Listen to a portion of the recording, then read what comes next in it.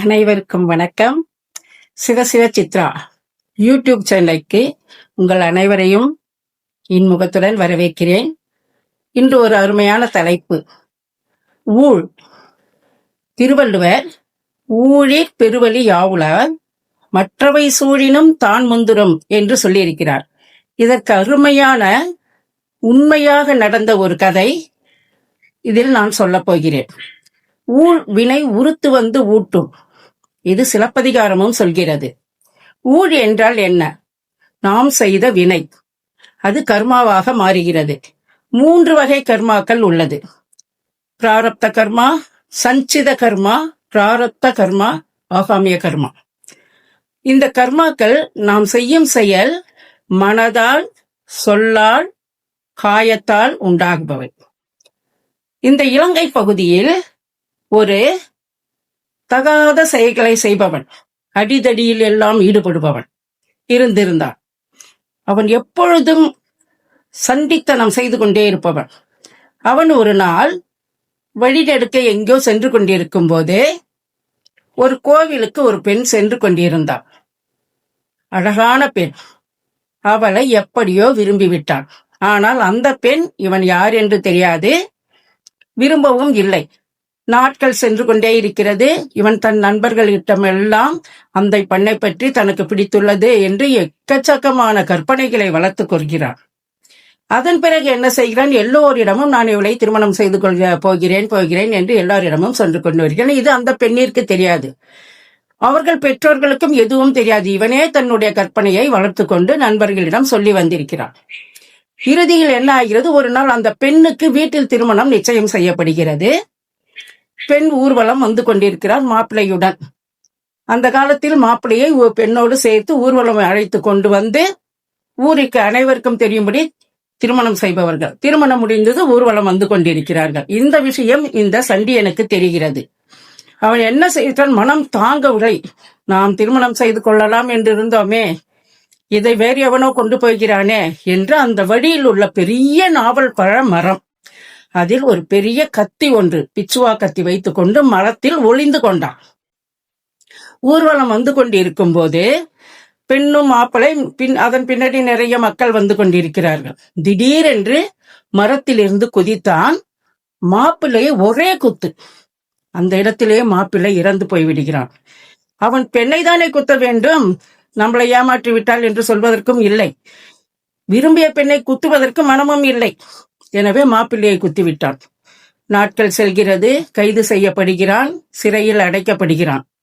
அந்த காலத்தில் பெரிய அம்மை, பெரிய பெரிய கொப்பளங்களாக வரும், கண் எல்லாம் பறித்துவிடும், கண் பார்வையை கூட. அந்த பெரியம்மை நோய் வரும்போது, இவன் சிறையில் இருக்கும்போது அந்த பெரியம்மை நோய் இவனை தாக்குகிறது. அந்த சண்டியனை குத்தி கொலை செய்து விட்டு போனவனை. இறுதியில் அந்த கைதானவனை அங்கிருக்கிற அதிகாரிகள் அதற்குரிய என்னென்ன செய்ய வேண்டும், இவனை விடுவிக்கலாமா, இங்கிருப்பவர்கள் அனைவர்களும் இது தொற்றிக்கொள்ளுமே என்று ஏதோ ஒரு விதிமுறைகளின்படி அவர்கள் உறவினர்களிடம் சொல்லி இவனை அழைத்து செல்லுங்கள் என்று சொல்லிவிடுகிறார்கள். ஜெயிலில் இருந்து விடுதலையும் கிடைக்கிறது. கடைசியில் என்ன ஆகிறது? அவனை ஊருக்கு ஒதுக்குப்புறமாக உள்ள ஒரு பாழடைந்த ஒரு இடத்தில் ஒரு கட்டிலை போட்டு அங்கு கிடத்தி விடுகிறார்கள். விதிவசம் எப்படியோ அவன் உயிர் தப்பி விடுகிறான். ஜெயிலில் இருந்தும் விடுதலையாகி விட்டான். நாட்கள் செல்கிறது. கொஞ்ச நாட்கள் சென்ற பிறகு அவனுக்கு திருமணம் செய்து வைக்கிறார்கள் பெரியவர்கள். ஒரு பெண் ஆண் பிள்ளை பிறக்கிறார்கள். அப்பொழுது நாட்டில் அப்பொழுதுதான் முதலாக இலங்கையில் போர் நடக்க ஆரம்பிக்கிறது. வீட்டிற்கு ஒருவர் என்று போகிறார்கள். அப்பொழுது இவன் என்ன சொல்கிறான்? எல்லோரும் வெளிநாடு செல்கிறார்கள், நானும் செல்ல போகிறேன் என்று சொல்லிக் கொண்டிருக்கிறான். இறுதியில் என்ன ஆகிறது?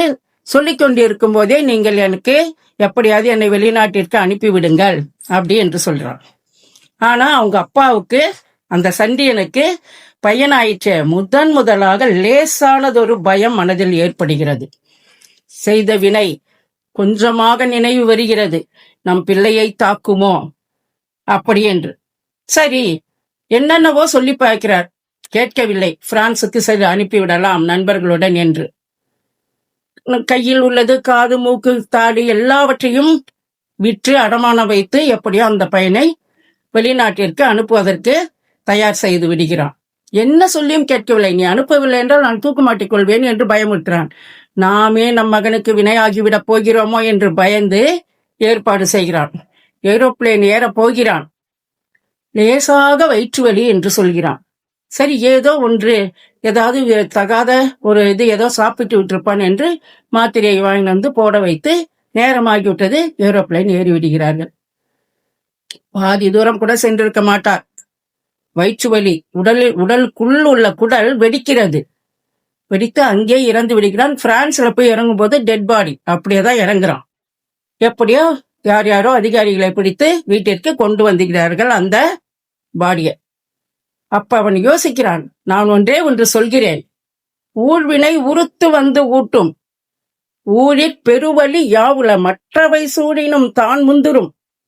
அந்த ஊருக்கு கூட, அந்த செயலுக்கு கூட பக்குவம் என்று உள்ளது. அவன் அன்றே குத்தினான், இவனும் குத்தினான், ஏதோ ஒன்று நடந்தது, சரியாகி விட்டது. அப்பொழுதே நம்மளுக்கு ஏதோ நடந்து விட்டு இருந்தாக்க இந்த பிரச்சனையே வந்திருக்கிறது. ஆனால் என்ன நடக்கிறது இங்கே என்று பார்க்கும்போது, நாட்கள் செல்ல செல்ல செல்ல செய்த வினை இறைவன் பக்குவப்படுத்துகிறான். அப்பொழுதே தண்டனை கொடுத்து விட்டால் சிலருக்கு அது பெரிய விஷயமாக தெரியாது.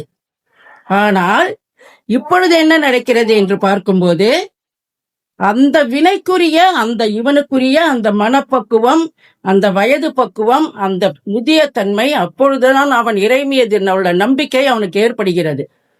தனக்கு ஏதாவது நேர்ந்திருந்தால் கூட அது பெரிதாக தெரிந்திருக்காது. ஆனால் தன் மகனுக்கு என்று வரும்போது லேசாக பயம் தட்டுகிறது, பக்குவப்படுகிறது. அந்த செய்த வினை காலம் வரும்போது நின்று செயல்படுத்துகிறான் இறைவன். இறைவன் மிகப்பெரியவன். அப்படி என்ன ஆகிறது, கொண்டு வந்து போடுகிறார்கள். மனது கலங்குகிறது. கண்ணெதிரிலேயே எல்லாம் நடக்கிறது. இறைவனை முதலாக நம்புகிறான். அதனால் நாம் செய்யும் செயல், மனம், வாக்கு, காயம், செய்கையாலேயே அடுத்தவர் மனதை புண்படுத்தி விட்டு செல்பவர்களுக்கு இதுவும் ஒரு பாடமாக இருக்கும். சொல்லால் செய்யும் தவறுக்கு, சொல்லால் மற்றவர்களிடமிருந்து அந்த பழியான வார்த்தையை நாம் வாங்குவோம். செயலால் செய்தவருக்கு யாரையோ நாம் அடித்து விட்டால் யார் மூலமாகவோ நமக்கு அடி வந்து விழும்.